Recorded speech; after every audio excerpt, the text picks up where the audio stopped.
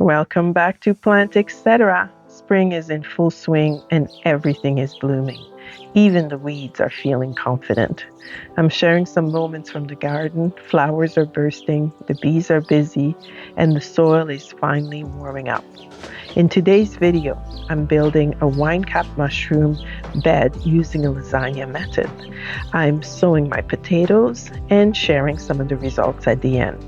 Plus, I'm going to show you my no-smell Comfrey fertilizer. And trust me, it packs a punch. So let's get started.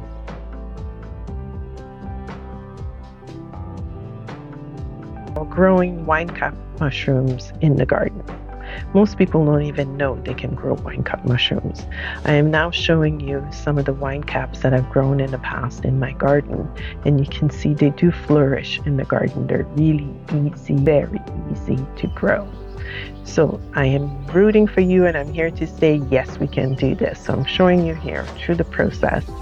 I'm going to put my mushroom caps this year close to the fruit tree, right at the front. I want to make sure that I don't miss out on any of them when they start to pop up. I usually used to put them in the back, and sometimes, honestly, I would just miss them. I wouldn't even see them there, and then all of a sudden, I'd notice, oh, here they are. There's the mushrooms. So I'm just going to clean up that area, and I'm going to create kind of a little bed of a bed to have the wine caps in there. So I'm using a lasagna method, and a lasagna method is basically where you have different layers sandwiched between something else. So in my case, I'm going to have the straw, and then I'm going to have the bark mulch on top, or wood chips, whatever you have there. That's how I've decided to do it. You can see here I've created like a little zone for myself where I'm going to grow the mushrooms. I'm using some of my bricks and some of the tiles that I had lying around in the garden. I'm just trying to do a little zone because I don't want to miss out on them when they start popping. So again, I'm just using the straw to start with. That'll be my first layer. Then I'm going to go in with the wood chips. The wood chips that I get is from my city. It is free, so it's not like something I'm buying.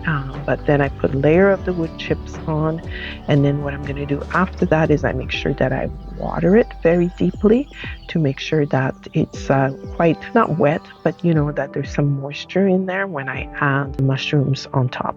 So like I said, once I've added the wood chips, I am watering the area, and I am not soaking it wet, but I'm definitely putting quite a bit of water to make sure the wood chips are dry when I get them. So I want to make sure that there's some moisture there when I add the mushroom spawns so that they have a place to be comfortable in and not be too dry.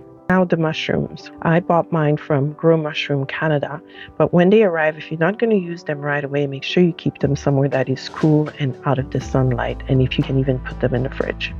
The wine mushrooms, or wine cap mushrooms, I should say, are also known as the garden giants or the king strypharia. I won't say that word again. I've opened the bag and I've taken out the spawn, and I'm just breaking it up in my hand as I lay them on the wood chips. So I'm just spreading it out, crumpling it up because it gets kind of chunky when you're putting it down. And then after I'm done with that, I added more wood chips on top of the mushroom spawn, and I'm going to water again, all over again on everything to make sure that everything is nice and moist and nothing is dry. But you can see the process is very simple. So I did this lasagna method of, like I said, first layer of straw, then I added the wood chips. I had the wood chips wet, added the spawns, and then I added the wood chips again and watered everything in. And that's basically how you start a mushroom bed. So there's nothing very scientific about it. It's very simple. If you happen to just have wood chip paths, you can do the same thing again. Do the mushroom spawns even in your path, and they will grow there. They are very winter hardy, even for Canada. You can leave them and they'll be fine over winter, and then they'll start again in the spring. I'm hoping to have 2 flush of mushrooms, one in the springtime in a few months, and then again in the fall for sure have another flush of mushrooms that I can collect, and I'll show you that when we get them. I'm just showing you quickly here my mini pond. That's for another video, but there it is. So stay hopeful. I've definitely grown these mushrooms before, and they are great. They are easy to grow. You will be so proud of yourself once you see those mushrooms coming up in the corner of the garden. It is a wonderful, magical moment. They'll come up when you least expect it to be there, and you'll be able to collect them and use them as you would any other mushrooms that you buy from the store.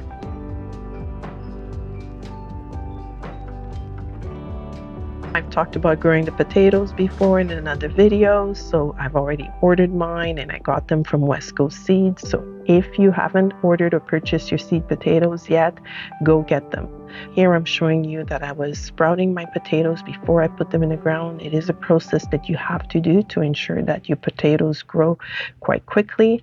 I am going to use some mycorrhiza. Yes.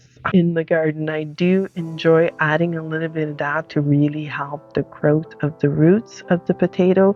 I am showing you the pack that I'm using here. It is for vegetables, for fruits, for anything. It is an inoculant. It's just a little powder that you add. It helps your roots really get developed. I'm using 2 tablespoons of it in a little cap. I'm going to put the potatoes down, and then I'm going to spread some of that mycorrhiza down before I mount everything around the potatoes. Of course, your potatoes are developed from the roots, so here I am spreading the mycorrhiza around the potatoes. I'm putting it down and then putting some in there and adding the potatoes into that trench that I've created. Here's a closer look at that as to what I'm doing here, and you can see the little mycorrhiza that I just spread. It's kind of a little bit powdery, but it works really well. It's easy, and you don't really see it, you don't really see the benefit of it until you see the results. That thing's $6. It's cheap. You can get it at your local nursery. If you grow a little faster, a little stronger, and you have more root system, it's like this invisible magic helper in the background.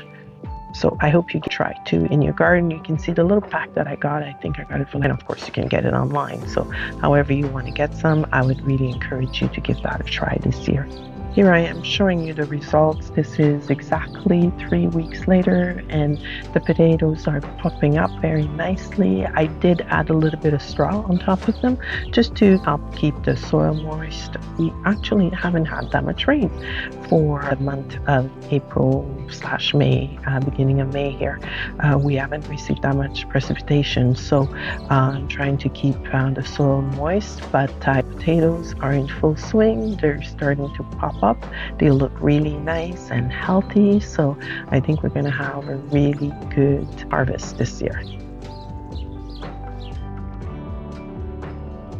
The last thing I want to talk to you about is Comfrey fertilizer. As you know, Comfrey is a beautiful plant that you can grow in your garden. It's high in potassium, and it's great for tomatoes, squash, and peppers. So definitely use it. So if you don't have any Comfrey plants yourself, your neighbors might have some. You might see some on the side of the road. They do grow a little bit everywhere. I use a 2-bucket method. So I collect them in 2 buckets, and I fill up one of the buckets, and I add a bit of water to it, and the second bucket basically is to collect the drippings from the first bucket. So I drill holes in the first bucket, the water is going to come out of it, and then that's how I use it. You can see here.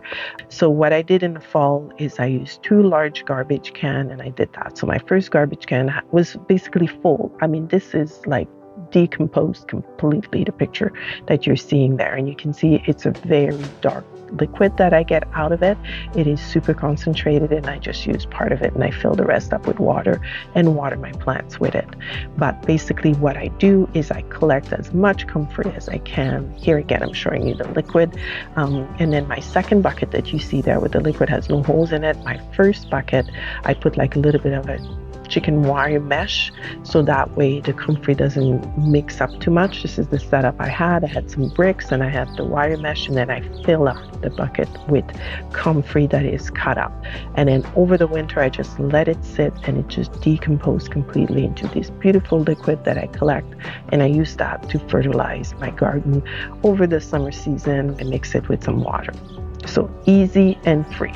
So that's it for today. Thank you for watching. I hope you enjoyed the wine cap mushroom little bed, the potato planting area, and the idea of using some mycorrhiza in it.